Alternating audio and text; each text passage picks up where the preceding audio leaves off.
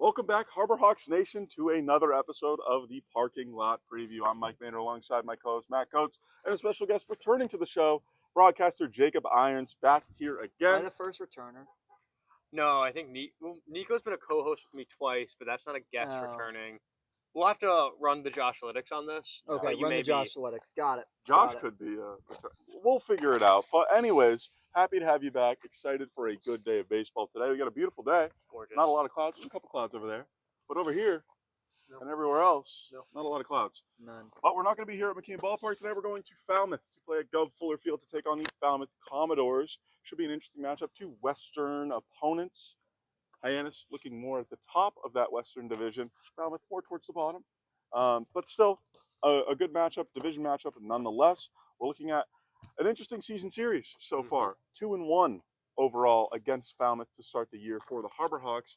Matt, it's been an interesting start for the Harbor Hawks, ups and downs, but as of late, pretty hot over the last 10 games, huh? You mentioned it, pretty hot over those last 10 games. Two teams polar opposite in that respect. The Harbor Hawks 7-3 over their past 10. We look at the Commodores, who are hosting us tonight. They are 3-7 over their past 10. So great for our fans to see that we're rolling right now. But you got to make sure you keep rolling at Gulf Fuller Field, where we haven't won this year, Mike. And Jacob, what have we really seen over the past 10 games out of these Harbor Hawks? What do you think has led to the team having so much success? I think it's consistent situational hitting for me. It's when Hyannis needs a hit, they're finding themselves a hit. I think the biggest show of that was 2 nights ago, Kane Kepley's double against YD. It was a situational hit, and it came in a moment when Hyannis needed him the most. And I think situationally, Hyannis has been really solid in not allowing the game to get away from them all that often. So I think situational hitting is really solid for them and understanding the big moments, and they are meeting those moments when they need to. And sometimes you just can't teach that and can't coach that. And right now for Hyannis, they're firing on all cylinders as they start looking down a barrel here with another week to go before the All-Star break. And after you get off the All-Star break, it's a mad dash till the championship at that point. 100%. Couldn't agree more. That situational hitting played a big factor last night in the team's win over Brewster. An 8-6 victory with 2 home runs last night. The ball was flying out of McKean Ballpark last night. A bunch of home runs for Brewster, a couple here for the Harbor Hawks, but really it was a lot of base runners for the Harbor Hawks. I believe it was 8 or 9 walks last night, 10 or 11 hits. A lot of guys just getting on base and coming through in those big moments, as Jacob just mentioned, was really key to putting up 8 runs on the board. We talked about it last night before in the preview that it might have been a high-scoring game. Turns out it was a high-scoring game, 8-6. I don't know. What was your prediction last night? Do you remember? It's like 13-5. Right. I was off. I was a bit off. I think I went like 7-3, so neither one of us got it. But still, a good game for the Harbor Hawks nonetheless. Matt, what did we really see out of that game? What can they take from that one and move into this next game tonight and take from that one as a positive? Mike, you mentioned it. I don't know what these host families are feeding these kids because it is Power City at McKean Park last night. Fortunately, 4 homers for the Whitecaps. That didn't matter as our bus drives by to bring our guys over to Falmouth just in a little bit. Hopefully you can still hear me there. But Kane Kepley and Dalton Bargo mashing homers of their own. I talked to Mitch Carragher about Kane Kepley last night because he's a really do-it-all player. Well-rounded, ability to draw bases on walks, hitting the ball out of the ballpark. That was his 2nd home run of the season. And, of course, like Jacob mentioned, those extra base hits and timely hitting, giving him 3 RBIs in back-to-back games. He's been huge, but Dalton Bargo, as you mentioned, also been huge as of late. Came away with a walk-off hit for the win a few days ago, and then last night hits a bomb for himself. He's having a big season so far, playing good behind the dish as well. But it's going to be interesting. What will we see tonight? We'll get into the pitching matchup, but that could play a big factor tonight. This is an interesting one. We'll get into it. But first, we want to talk about last night for Falmouth. Falmouth has lost 3 straight games. Jacob, what did we see last night for Falmouth? Oh, absolute routing by the Chatham Anglers. And we talk about power and bats. Chatham is right there up there with Brewster and YD with having a lot of power in their bats. And for Falmouth, in all honesty, they are lacking in pitching depth right now. That's what contributed to that. That's why tonight is a very interesting stake for them, that they're putting a lot here in this contest. And we'll talk about the pitching matchup in a little bit. But for Falmouth last night, struggled to get things going. And for them, they put up 6 runs. It was a 14-6 loss to Chatham. And I would say 9 times out of 10, if you can put up 6 runs in a game, you're at least in it. But for Falmouth, they were not even in it from the start of the game because of just how much their bullpen let it slip a little bit later. So it's going to be cognizant to see, did they stack their bullpen to go today to try and take down a Western Division team rather than waste some arms on the Eastern Division Chatham that they've really proved nothing to gain from. Well, we've seen the Harbor Hawks have a lot of success when they seem to get out to these early leads, especially with a lot of these games getting called early due to different weather conditions and what have you. But the Harbor Hawks getting out to an early start, even last night, bottom of the first inning, put up 2 runs, got out to that early start. You end up winning by 2 runs, so it does pay off in the end. It's going to be a huge factor tonight. But we'll hop into that pitching matchup, which we keep alluding to. 2 new pitchers on the mound for both teams.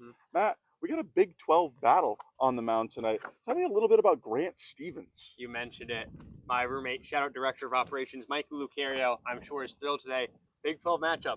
Got the OU Sooner versus the Texas Tech Red Raider. Can you call it a Big 12 matchup if one of the teams is now in the SEC? But sure, we'll call it a Big 12 matchup. That's a great point, though, Jacob. I do like that. We're going to have to some more Josh Analytics work. Josh is going to be busy with homework before this game. Regardless, Grant Stevens on the bump tonight for the Harbor Hawks. And Mike, I think you kind of foreshadowed this earlier. Really interesting matchup. We have 2 guys who have a wealth of experience in college, not only pitching but starting, but 2 guys who haven't thrown a pitch in summer ball all season. It's going to be very interesting to see experience at college, but no experience here on the Cape, and how that leads for these 2 pitchers. Yeah, you mentioned it. Great. Grant Stevens, a 5'9" left-handed pitcher out of Oklahoma. That experience comes into play with 54 2/3 innings pitched at school, a 4.28 ERA, 54 strikeouts, 20 walks, and a 1.555 WHIP. 18 games, 9 starts at school. So he does have that ability to start games. He's had that experience before. We've mentioned it a couple times on the preview in previous episodes of how a lot of these guys come in, maybe don't have that starting experience, but are getting starts on Cape. This guy has the starting experience, but nothing on Cape so far. So it's a different level of competition, different ballparks, different bats. We'll see how that plays out. But it should be an interesting matchup nonetheless, because on the other side, as we've alluded to, Falmouth has Mac Hewer going, 6'5" right-handed pitcher out of Texas Tech. Also, no summer ball experience from him. Nothing on Cape, but 47 innings pitched, Jake. What has he done so far at Texas Tech? The crazier thing for Mac Hewer is he's going to hammer the zone. 46 strikeouts to 25 walks. He's going to – I will say this right now. I came on this show last time, and I predicted a lot. I went 2 for 4. Right? Like, yeah, I went 2 for 4. So batting 500, which would put me in the Hall of Fame, just saying.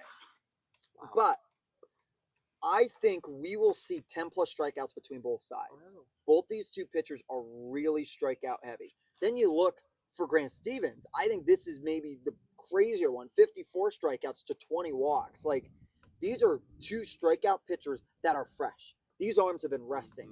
They have been back at school, back home. They have not thrown competitively in a live game situation in some time now, because both of them going home instead of coming right out the summer ball is going to be very interesting. The stuff should be on.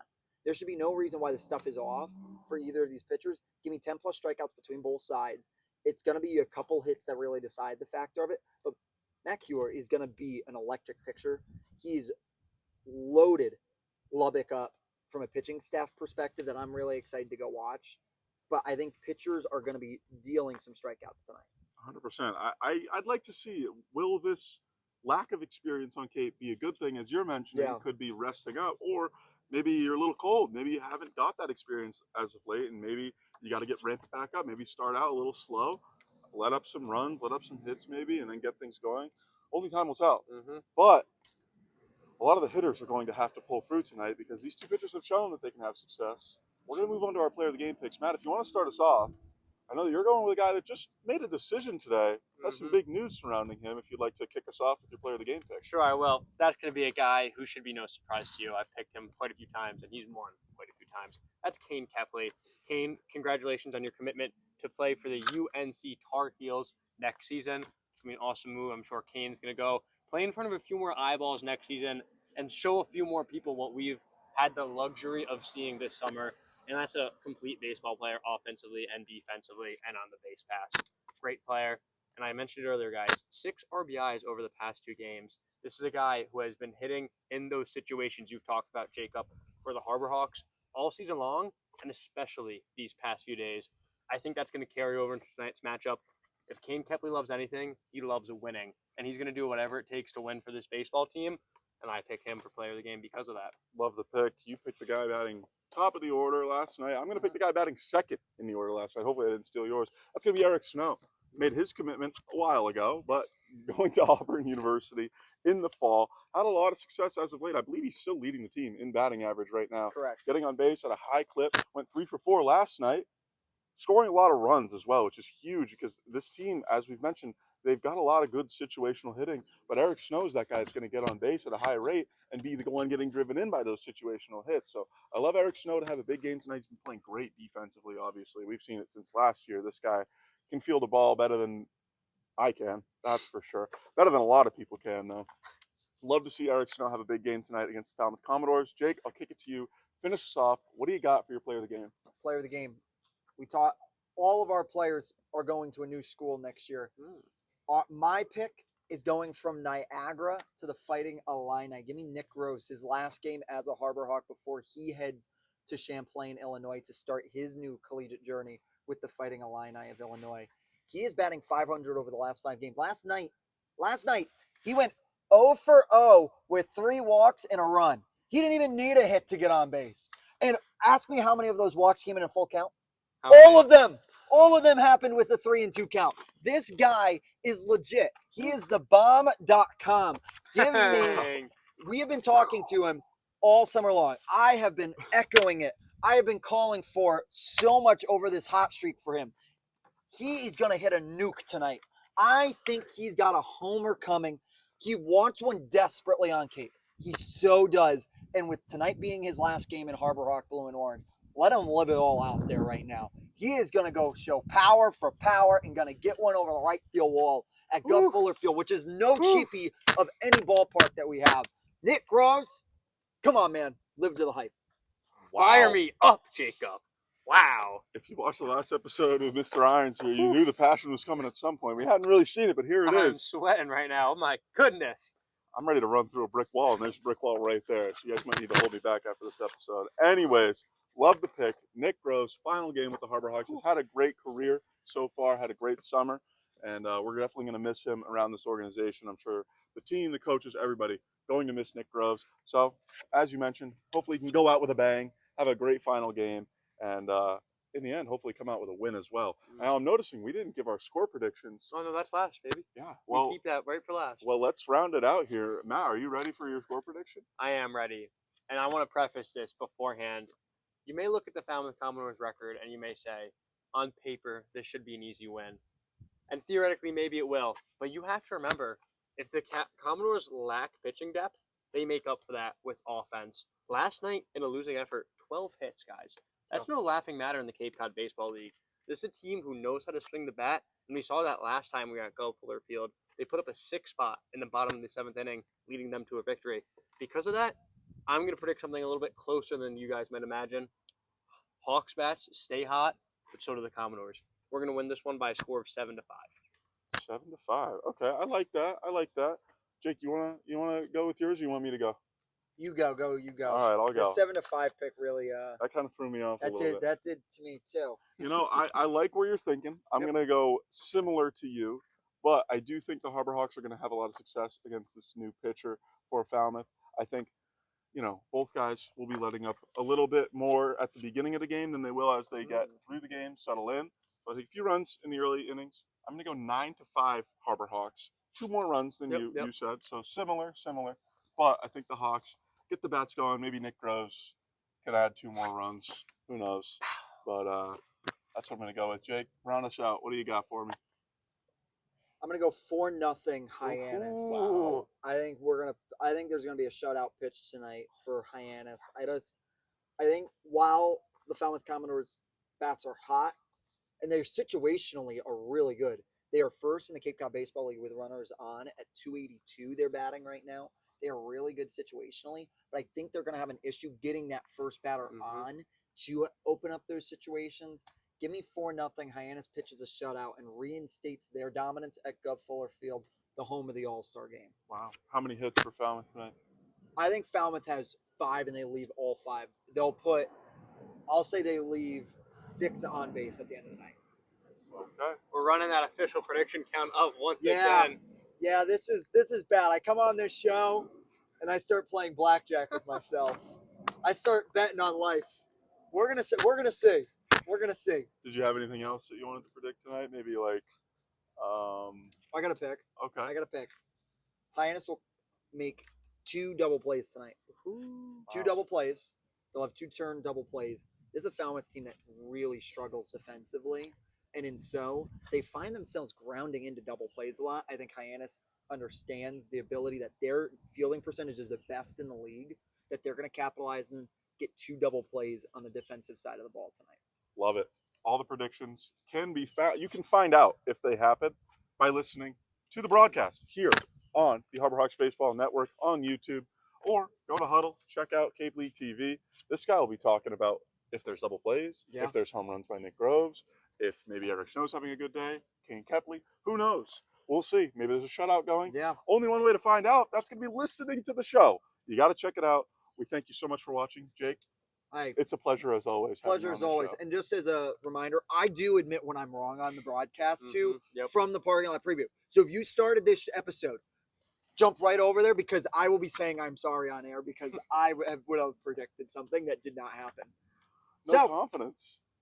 No, I'm confident today's. Okay. Today's, All I'm right. like, I'm betting 100. All right. Like, this is going to be so good that I'm going to go want to buy a lotto. All righty. Sounds great. Thank you, Jake. Matt, thank you as always. We'll see you next time. Leave a like, leave a comment, subscribe, all that good stuff. Thank you so much for watching. Have a great rest of your evening. We'll see you next time. Go Go Hawks.